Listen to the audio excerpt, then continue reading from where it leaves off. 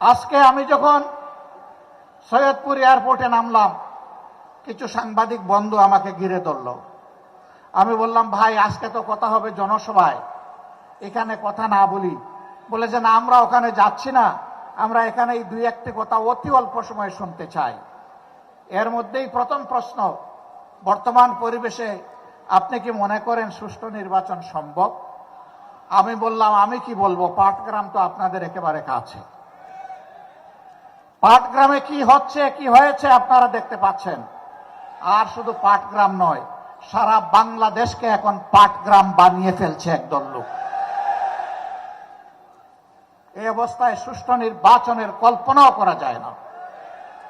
সুষ্ঠু নির্বাচনের জন্য কতগুলো মৌলিক সংস্কার অবশ্যই করতে হবে। আমরা সেই সংস্কারগুলোর কথা বলেছি। আমরা ওই সংস্কারও আদায় করে ছাড়ব এবং সুষ্ঠু নির্বাচনও আমরা ইনশাআল্লাহ আদায় করে ছাড়ব। কেউ যদি আওয়ামী ফ্যাসিবাদ আমলের নির্বাচনের স্বপ্ন দেখে থাকেন, আমরা বলবো মহান আল্লাহর সাহায্যে আমরা সেই স্বপ্নকে দুঃস্বপ্নে পরিণত করব ইনশাআল্লাহ। এ স্বপ্ন বাস্তবায়ন হতে দেওয়া হবে না। কোন প্রশাসনিক কু করতে দেওয়া হবে না।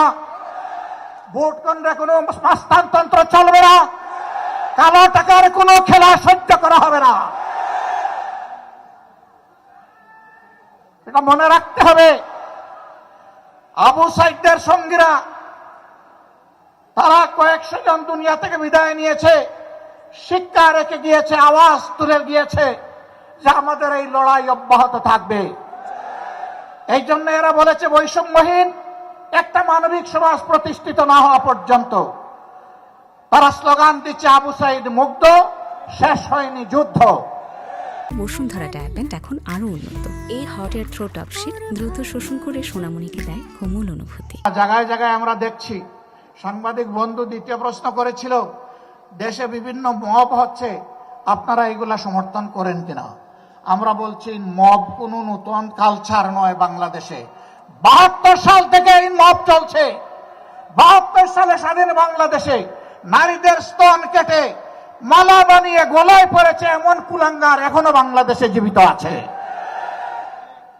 সে নারী যেই হোক, সে আমার মা, সে আমার বোন, সে আমার মেয়ে, তার স্তন কাটা তো দূরের কথা, তার ইজ্জতে হাত দেওয়ার অধিকার আমার আল্লাহ কাউকে দান করেননি। সেগুলা কি মব ছিল না? জীবন্ত মানুষকে কুচিয়ে কুচিয়ে ব্যানার দিয়ে ক্যামেরার সামনে, মুভি ক্যামেরার সামনে হত্যা করা হয়েছে, সেগুলাও মব ছিল।